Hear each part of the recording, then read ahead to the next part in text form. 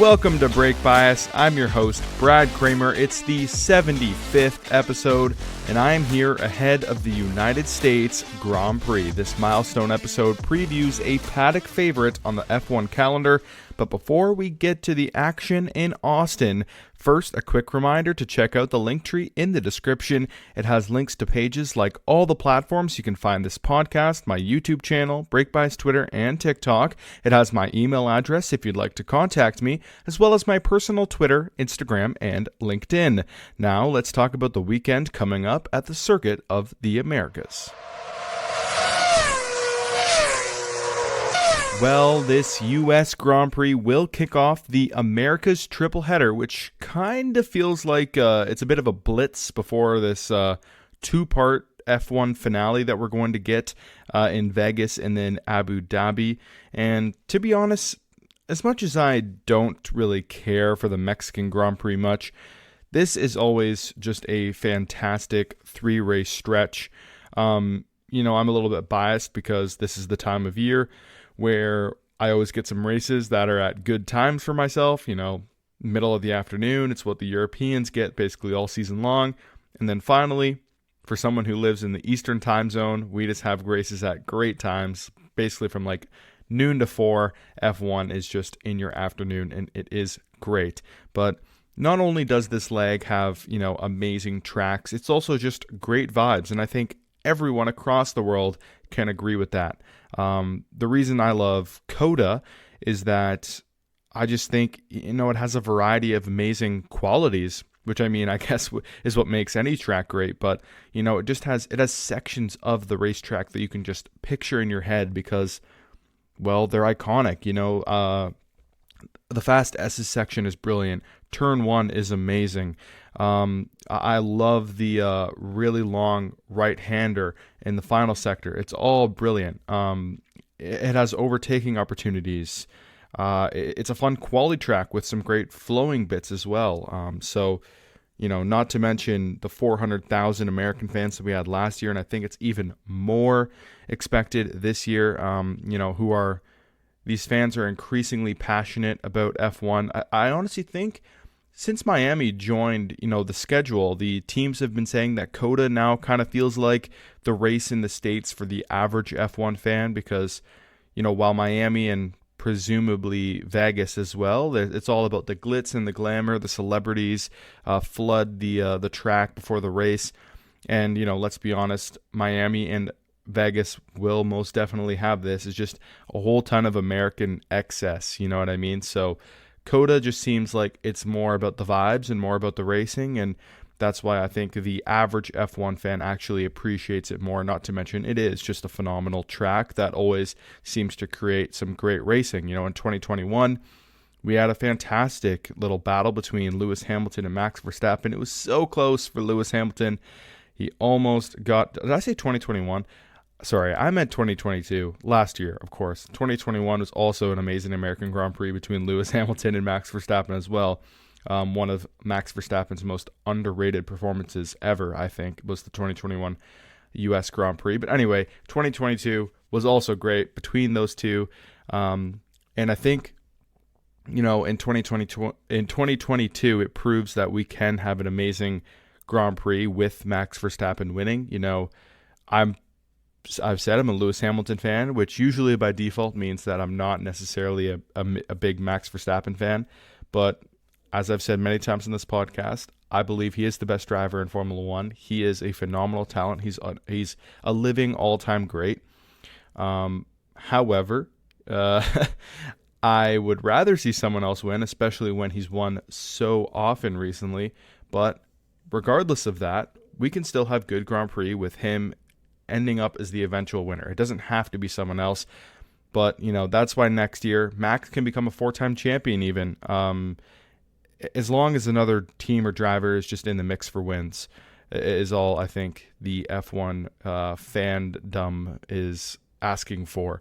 However, let's talk about last year's Grand Prix as we always do in the preview.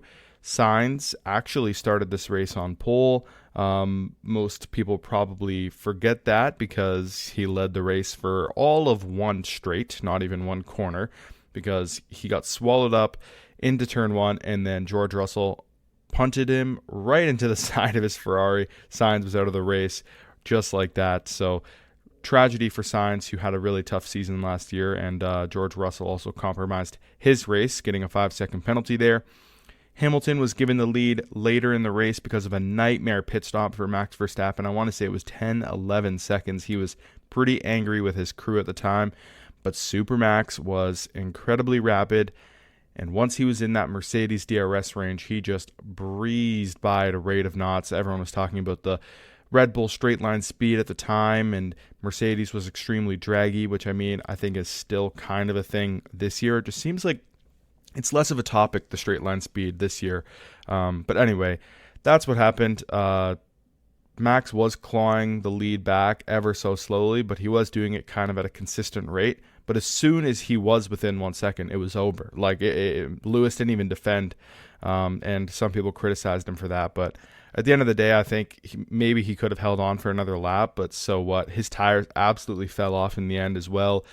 So he ended up losing by over 5 seconds, which was kind of crazy. But yeah, that race also had a pretty wild moment between current Aston Martin teammates, Fernando Alonso and Lance Stroll, of course. Alonso was airborne in his Alpine on the back straight as he came into the back of Stroll. People called it a pretty dangerous move from Stroll, moving over to the left a little bit late, but Alonso still came home to score in the points. It was all very contentious because he didn't have his mirror attached on properly, and Haas had the black and orange flag like 3 times that season, and they're like, okay, if you're going to keep, waving it for us, and you're not even going to use it when a team doesn't even have one of their wing mirrors, so they protested the race. Fernando was disqualified, but then he was later reinstated, much to the disdain of the Haas team. But yeah, so pretty much the only impressive piece of reliability from the French unit last year, that's for sure. Also, the very end of the race, probably some of you forget this as well, but we had a fantastic battle for, I think, P8 and P9, maybe P9, P10, between Sebastian Vettel and Kevin Magnussen. Just some very old school, aggressive racing. It was pretty awesome. So if you want to see some of that, of course, it's on F1 Highlights on YouTube. So great stuff right there. This year is also a sprint race, of course, part of this weird 4 race stretch with 3 sprint races. We just had the one in Qatar. We have one in Coda. Then next weekend, or the weekend after, I guess I should say, the Mexican Grand Prix, no sprint there. But then the following weekend, because of course this is a triple header, we have another sprint race in Brazil, where it seems like the sprint race is just going to live in Brazil, and nobody's complaining because Interlagos has just continually produced all-time events with the sprint, of course. Mercedes being the victors in both of those, and probably why I like them even more than the average fan. But come on, 2021 Brazil was an absolute spectacle. And then 2022 Brazilian Grand Prix, George Russell's first win, great stuff there as well. But I am surprised that it's taking 2.5 seasons to get a sprint in the States. It just seems like the sprints were built for the United States fans, yet this is the first one that'll ever be in the U.S., and I feel like it's a great place for one, yet we've got one in Imola. Come on, Formula One. I'm still very critical of that decision. But anyway, I have a feeling that we could be in for an absolute banger weekend. When you think of a track that deserves a sprint, I don't know, what do you think of? I personally think Interlagos makes perfect sense. I would think of just basically the best tracks in Formula One where there's a lot of overtaking. There's great old school racing at Silverstone. I think it would be great for a sprint. I just feel like they maybe keep the sprint out of Silverstone because it is one of their most successful events regardless of it. So I don't think they need the extra viewership. It's kind of maybe my thinking. I don't know what their criteria is for the sprint weekend. So anyway, it seems like it was a no-brainer to finally bring it to Coda. Wouldn't be surprised if Vegas goes well this year, that it gets a sprint next season, potentially, unless those have already been announced, and I just don't even know about it. But anyway, let's get to my predictions, shall we? For qualifying, I feel like the variety of corner types at COTA, like the first the first sector is, I think, mostly known for its fast bits. Corner one isn't necessarily a high speed corner, but then basically as you go down the hill to turn two and then, all the way through the S's and up the hill, I believe that's the entire first sector. Maybe it's right before you go up the hill is when the first sector ends, to be honest. I'm just trying to think of the F1 game. But anyway, doesn't matter. Sector one, mostly a fast section. So I imagine, McLaren could be a team that's like right just as fast as Red Bull there, but Red Bull's, of course, going to be up there. And then they go down the hill, take that left-hand turn onto the back straight, and that is where I imagine Red Bull, just because of their efficiency, they're going to be able to maybe carry a little bit less downforce, still go as fast as McLaren in Sector 1, but then, just in a breeze away on that back straight. And then we get into some slow speed corners before the long right-hander. I imagine Mercedes will be good through there, but of course Red Bull's going to be close or on par. So it's just because there's so many different demands the circuit brings. I don't think, it's one type of corner over and over that, favors the McLaren or favors the Ferrari or the Red Bull. So I'm just going to say I think this is a Red Bull track for sure. I don't think there's going to be a really close competitor. But I do think if I had to pick anyone, I still think it's the McLarens up at the sharp end for qualifying. But yeah, like I said, not really challenging Max in quali. In the sprint, I think it'll be McLaren and Mercedes again. I know it feels like for several weekends in a row now, I've kind of been anti-Ferrari, basically ever since Italy. Because I didn't even think they'd do well. They'd be the ones to win in Singapore, and meanwhile they were with Sainz, and they were very quick in Singapore. I don't know. I feel like Ferrari is there or thereabouts, but they're just their strengths. They're not. I'm going to favor Ferrari in Las Vegas, and I think Ferrari is actually going to do well in Abu Dhabi as well. But I don't think they're going to do well in Mexico, and I don't think they're going to do well in Brazil. I think this is going to be a tough triple header for them. Honestly, I would say this is probably going to be their best track of the three. So I think Ferrari could be competitive, but I just like Mercedes and McLaren here a little bit more.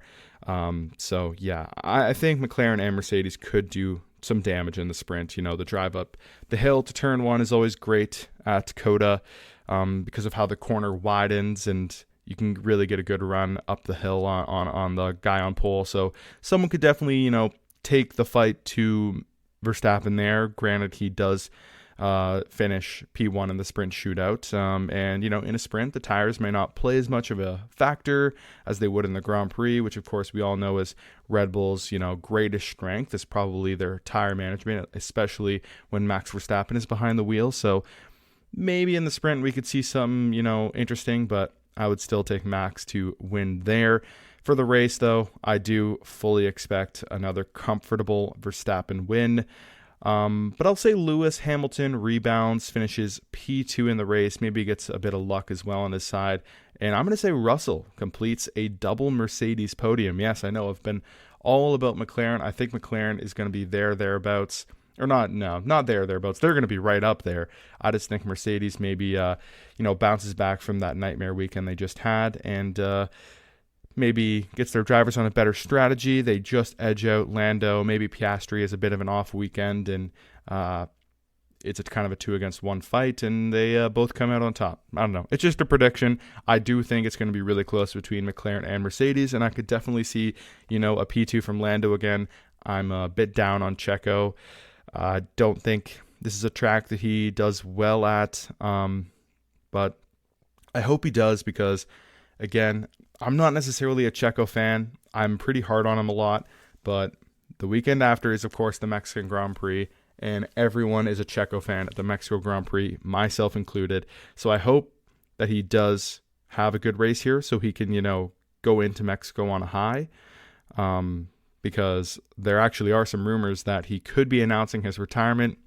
They're from very, sketchy sources, so, by no means is that anything close to official, but if that did happen, That would be crazy because that would force Red Bull to name someone alongside Max Verstappen for next year. It would probably be Daniel Ricciardo, which is absolutely bonkers. So keep an eye out for that. If that does happen, I think Formula One would, lose their minds. Lawson would get a seat, of course, in AlphaTauri. So I feel like the decisions would be kind of obvious for Red Bull, but it would still be just insanity. So yeah, there's me just spreading rumors at this point. And speaking of Daniel Ricciardo, my bold predictions, all signs are pointing toward a return for him this weekend, and I love it because this is a track that he always enjoys, or I guess I should say a weekend, because I don't think he's actually had very many great performances in Austin, but yeah, he always gets his cowboy hat out or some sort of uniform, and I feel like he just has the time, rode in on a horse last year, just hilarious stuff. So he'll be feeling great, probably with his huge smile in the paddock. So I'll say that he comes back, puts on a huge performance, puts on a great show for the fans, and has a great drive in the midfield, scores a P10 finish for AlphaTauri. So now let's go into Brad's bets.